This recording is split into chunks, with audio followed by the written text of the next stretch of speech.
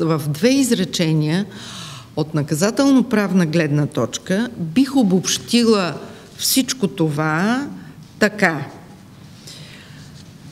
че разпоредбите на директивата не допускат национална практика, според която данъчните органи отказват признаването на данъчен кредит от ДДС, без да доказват, че данъчно задълженото лице е знаело или е трябвало да знае, че сделката, с която обосновава правото си на приспадане, е част от данъчна измама, извършена от издателя на фактурата или от друг стопански субект нагоре по веригата от доставки.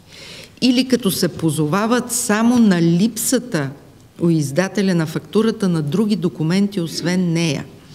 Прието е също, че установяването на режим на обективна отговорност, както те третират един такъв подход, би надхвърлило необходимото за защита на държавния бюджет. Това е обосновано точно в точки 42 и 48 от това решение по спора между БУНИК ЕОД и Централно управление на НАП. Това е по запитване на Варненския административен съд.